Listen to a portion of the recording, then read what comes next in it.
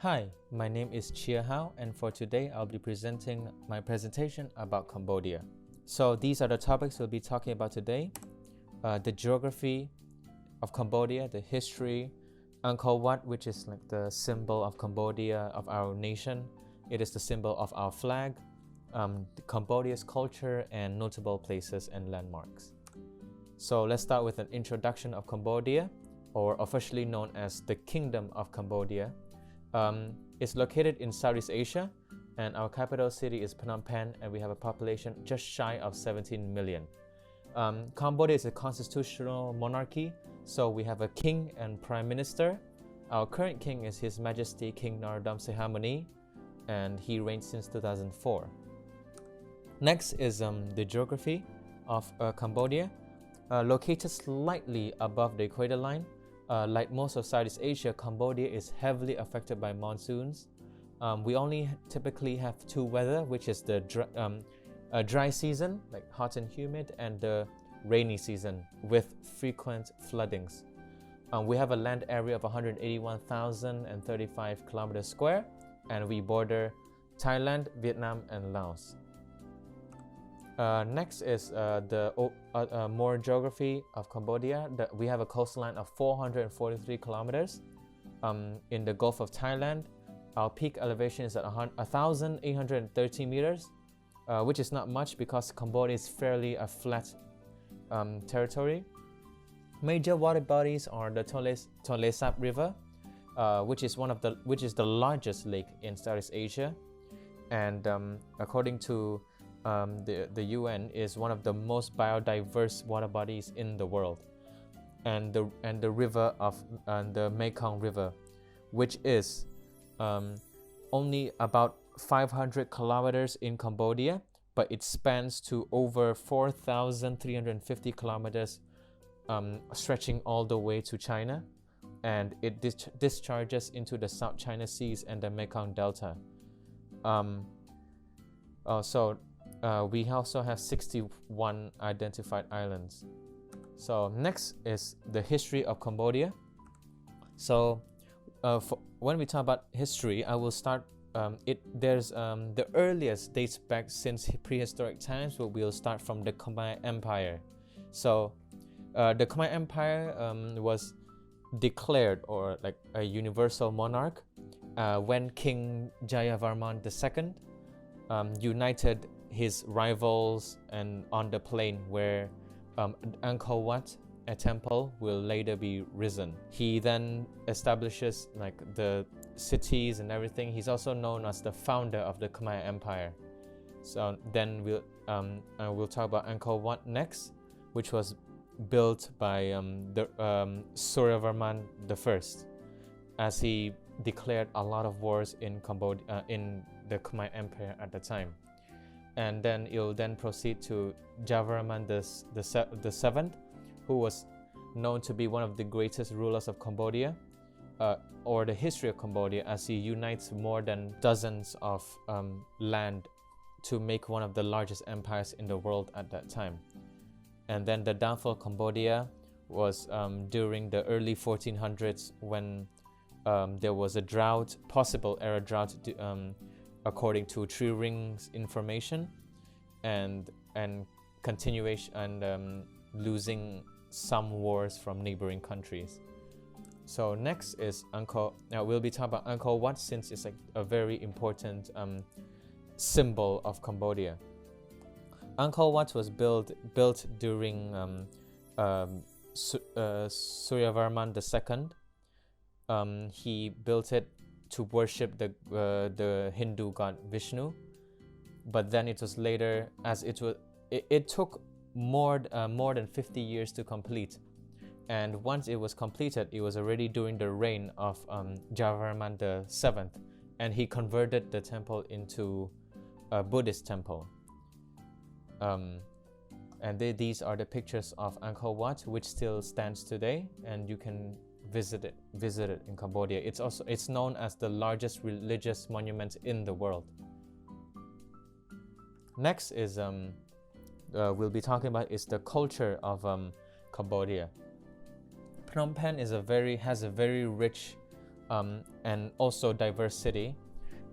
We have many immigrants from various places, but mainly China, such as the Teochew people, Hokkien, and Hong Kong people, which has immigrated into Cambodia and created a very biodiverse city. Siem Reap is the city mainly very, very popular to tourists because of because Siem Reap used to be the capital of the Khmer Empire. So the Angkor Wat was built there, and so is other very, very important monuments were built there. Next is we'll be talking about Cambodian food. So these are the 3 examples I picked out, like also one of my favorites. Even though I don't really enjoy this one, the Nom Ban Cheo. It's very common in Vietnam too. It's just stuffed rice pancake and with like veggies and made from rice flour, water, and turmeric powder. Many people put shrimp and meat in it. This is Nom Ban Chok, so it's fermented rice noodles that is usually paired with a type of curry, which is right here, coconut curry, or known as Samlao curry Saikmon, or known as Khmer red curry. It's very flavorful, and it's one of the best curries that you would ever try. And it's it's enjoyed by millions in Cambodia. So those are the food. Next is the festivals of Cambodia. So like Lunar New Year or the normal New Year, we also have our own Khmer New Year with our own calendar. Khmer New Year is also known as Chol Chnam Khmer. So people exchange gifts, they visit their relatives in their hometown. There's a lot of dances, traditional dances and games that are played in the villages. It's a very great time to visit your family at this time. Phom Bun is also known as the time where the Buddha's a Buddhist festival where like you go to the temple to donate stuffs to the temple and to make offerings to Buddha and the monks in Cambodia. A very, very famous festival, also like to other countries it also has other names. I think it's called the Dragon Boat Festival in China. In Cambodia it's called Bon Om Tuk, which is held like around the Octobers when waters are rising in the Mekong River, and we would have boat races which attracts hundreds of thousands of people from the countryside to come watch in the capital. And lastly, there's more, but I only picked 4, and there's the rowing plowing ceremony. It's around April because around April it's kind of dry, so the crops doesn't really fare well, and royal plowing ceremony marks the beginning of when farmers would take their cows or bisons or oxes to start plowing the fields to get ready for the next the plantation for the next harvest. So that's a ceremony that we celebrate. So next I'll be lastly I'll be talking about notable places. Cambodia is filled with ancient temples like dating hundreds to thousands of years, but we also have very recent events that was very shocking too. So these are some of the things I included that I think it's very interesting to go visit in Cambodia. Apart from Angkor Wat, which is one of the most famous monuments in the world, you would have Gokor, which is it's an ancient temple also, and it actually looks quite similar to the Chichen Itza in South America.